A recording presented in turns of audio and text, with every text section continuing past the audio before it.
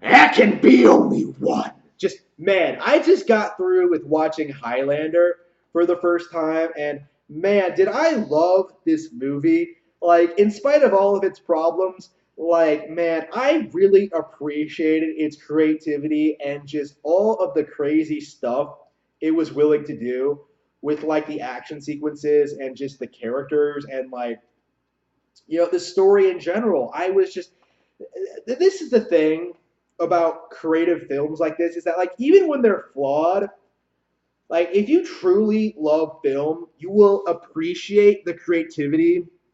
Well, not just film, just fiction in general. You will appreciate the creativity and effort that went into them. Like I have problems with Highlander. Like I think they could have done a lot more in like elaborating just what the immortals do, just like having more plot lines, having more like battles between like other than just having it basically just between this like these last two guys. Like I wish that there are things they could have done to make it better in my eyes, but I don't fault it for that.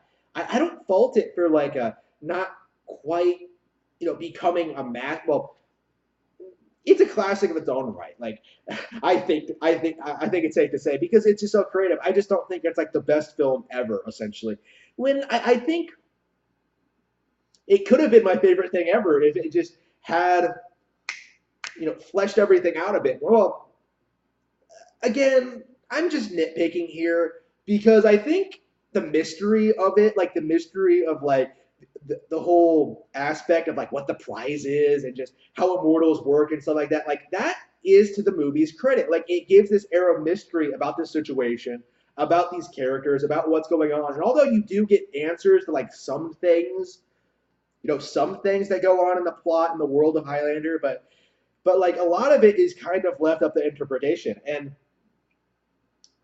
that's part of why I love it so much. But again, like when it comes to like the characters, I think a lot of them well, I don't want to say they come off as flat, but again, like they could have done a lot more with this guy. Like again, you have this immortal Scottish swordsman going around the world like fighting these guys, in order to like claim this prize, right? In order to like be the only one, right? To be the best there ever was. And that's awesome, but you don't really see a lot of that. Like a lot of this movie is just Connor, the protagonist, going around occasionally fighting people and being investigated by this woman who he forms a relationship with. And the relationship works. It's cute. Like they have sex. It's fine. There's nothing wrong with it exactly. It just kind of falls short of like where you think the premise should go. Like you see Connor like having relations like how you see Connor and how like his immortality causes his other relationships to falter and like die off, right? Like you have that situation with his first love, his wife, I think, the redhead girl who like turns on him when she realizes he's not fucking normal, and you have the second one who dies of old age while he like stays the same. And like it's sort of like that myth of Apollo, right? I don't remember what the story of if the woman had a name or not, but it's like that old story, right? The old Greek myth of Apollo and how he fell in love with this like beautiful young mortal woman, and he ended up. This is more of a case of like there nothing being new under the sun. I don't mean to criticize Highlander at all for doing this. Essentially, what Apollo does is that he falls in love with this mortal woman and spends his entire life with her. But eventually, he grows bored of her as she starts getting older and starts aging and starts dying, and he leaves her. Like Connor does not do that. Connor like stays with her really until the bitter end, even though she's like aging all the time, and they show this to you like very very well. They do a really good job of hammering this in. It really shows what a strong protagonist this is. Like very very multi-layered, very very complex, and they just do a good job of showing like this emotional impact of his immortality. Like I just wish they kind of did a bit more with the idea because in the end it all works out. Like part of the prize is apparently okay. So maybe I should leave that for the spoiler section. But anyway, essentially what happens, what this film involves is there are these individuals from all over the world who are immortal. Like the only way you can kill these fuckers is to chop off their heads in like one-on-one combat. Apparently, like there are certain rules to this. Like apparently you can't fight on holy ground for some reason, but in essence that's what you do, right? Is that you go around chopping off people's heads in order to like be the only one, to like be the one to claim the prize. Like that can be only one. Just okay. I'm gonna get to that in a minute, but again, it's a really creative premise, really creative idea. Like it leads to really creative cinematics and fight scenes. Right from the very beginning, like Connor gets jumped by this random guy who we know nothing about. We never learn anything about this guy, but he gets jumped by this random guy with sunglasses, and like they have this really awesome fight in his parking garage. Like really great cinematography, really creative. Just they do a really good job of setting everything up before explaining it, and it's just really awesome. So that leads into the best thing of the movie and something I really cannot praise enough. And that is the fucking villain. Fucking Kruger, is that his name? I can't believe I forgot already.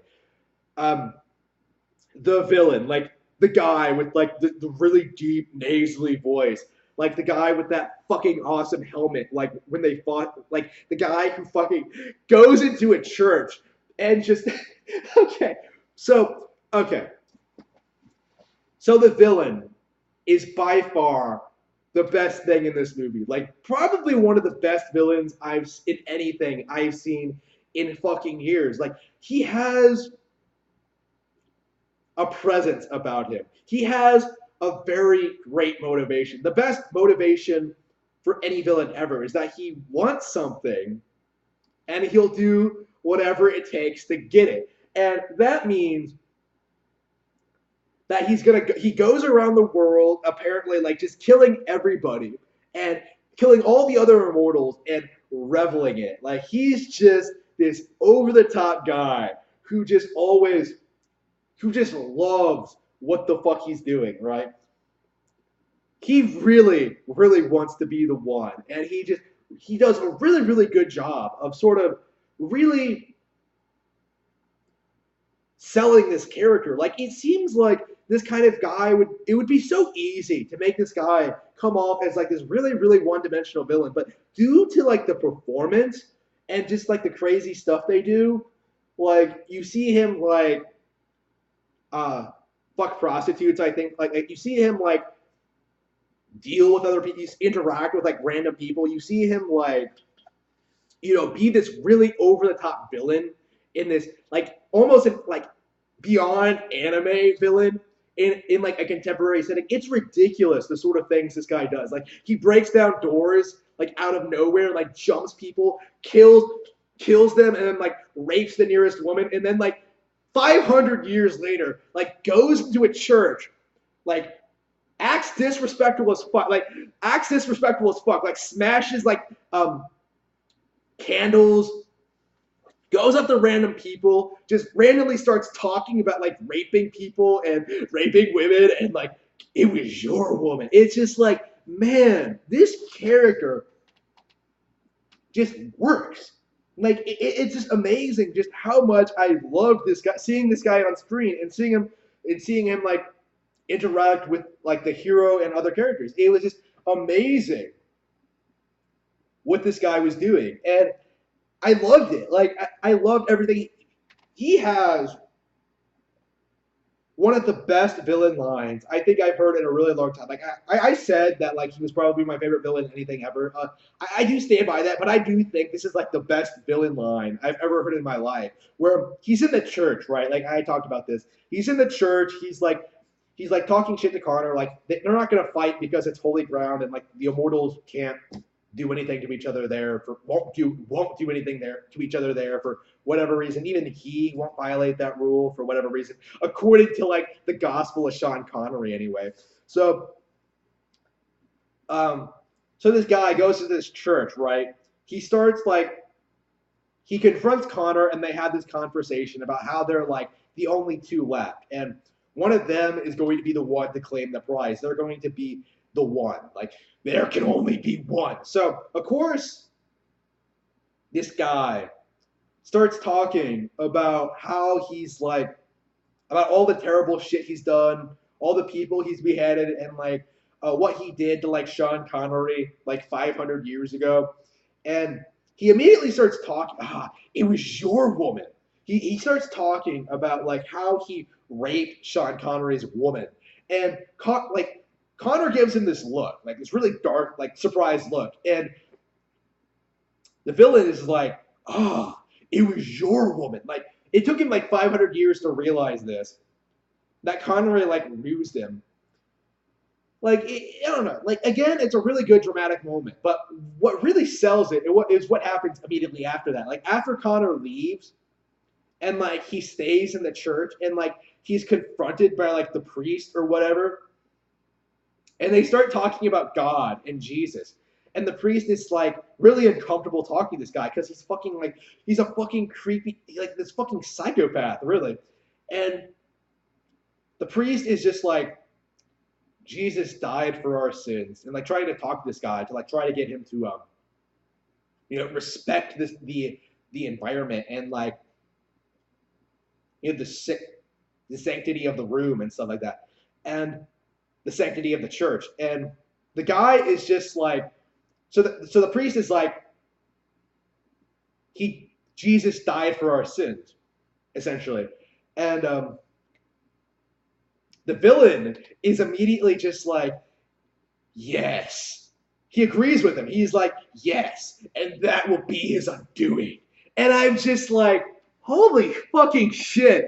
Like, that is an awesome fucking line. Just everything about it, like everything that built up to that, like that one line is just like, holy fucking shit. This guy gives no fucks about anything. And it was just like, man, such a great villain. I was just like so blown away by that line. It was just so impressive to me. It really just showcases just what kind of person this guy is. Well, the entire film does a really good job of building up to that moment, and it works. It's amazing, just phenomenal, phenomenal. So, what problems does the film have? Like I talked about, like the themes and like the story and like the characters and stuff like that. What problems does it have? Well, again, I think the problem is essentially I don't think the film does its like vagueness well enough. Like I don't think the film does enough to build up the idea of the prize or whatever. Like they don't really spend a lot of time like talking about like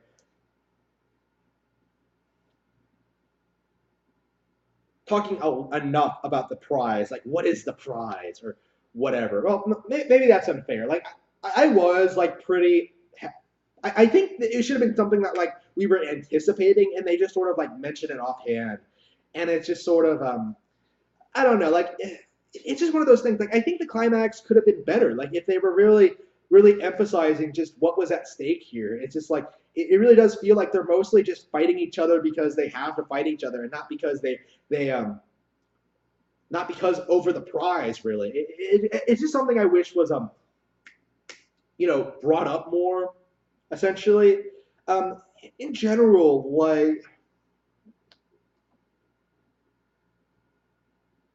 I don't know, like I kind of wish there was no prize because I don't know. I think that would have been a better ending. Like the prize in and of itself is being the only immortal, and just like I don't know. Like the idea of like, okay, so what happens at the end is that when Connor becomes the one, he kills this guy. He becomes enlightened essentially. Like he's able to like read minds and like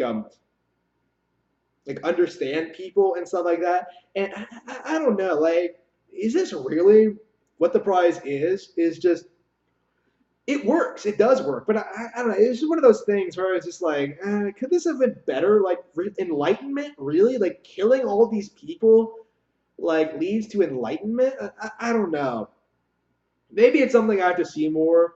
Maybe I have to like watch the film again to like really understand it. Like again, it works. I'm just being like overtly critical of it. Like I guess I'm going full on Roger Ebert here. Like Man, we're like, yeah, that motherfucker criticized this film for having too many sword fights. When my opinion, as someone who loved the film, is that like it didn't have enough sword fights. So, um, yeah, I guess my core problem with it is like the overall plot. Like, I think again, they could have done a better job of explaining certain things. Like when Connor explains to like his love interest, the third girl, the modern day girl, that like he's immortal. Like I think they could have done that better. Like everything about it just feels like it's sort of I don't know, just feels sort of rushed essentially. Like in general, like that entire the girl in general just seems kind of out of place in this movie. Like I don't find her to be an interesting character. Like she wasn't like necessary for like exposition or anything. Like Sean Connery does more than good of enough of a job. I kind of wish Sean Connery had more scenes actually. Um, I kind of wish I don't know. The girl in general just kind of sticks out in this film as just being a really generic damsel in distress character, and like a film filled with like generally creative characters that like she kind of falls way short. Like I don't find Connor's interest in this woman like all that believable. Like I'm surprised he didn't push her away like initially due to like his immortality. Like it really does feel like it's mostly because she's working with like the crime department who's like investigating like the mysterious murders. Um, that's another thing I don't really get is why this woman who's written academic books on like the history of sword making is like working with a fucking crime department. Like what? Like shouldn't you be like working in your specific niche of like I don't know. Like I could see her being brought on to like study the sword after it's discovered, but why is she worth the crime department? Like, what? Like, shouldn't she be like writing? Like, I don't get it. Like, she fucking loves swords. Like that's the most interesting thing about her, but it doesn't really go anywhere. It's not really. It doesn't really. After the first part of the movie, like it just sort of forgotten. Really, like once they like hook up, she just becomes like this damsel in distress. Like, very very disappointing. Like again, I think they could have done this way better. Uh, let's see. Again, I don't want to say I had issues with the ending because again, I do sort of like it. It's one of those things where I think it could have been better. Uh, like the fight scenes. Again, I wish there were more of them. Like, uh,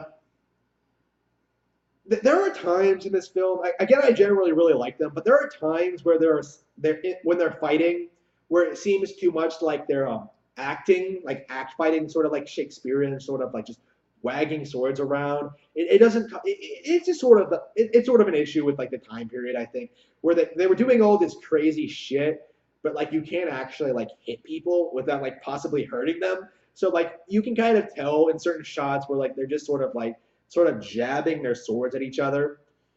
Kind of disappointing. It's not like it's sort of the Star Wars problem, I think, where like the older films don't have like the sort of impact that like don't have the sort of hard hitting action like the newer ones do. So that's what I feel like. Again, probably a problem with the time period. I probably shouldn't be bitching about this at all, but that's just something that stuck out to me. But as a whole, anything else like the historical fiction aspect. Like I wish that one of the things I wish the film did more of.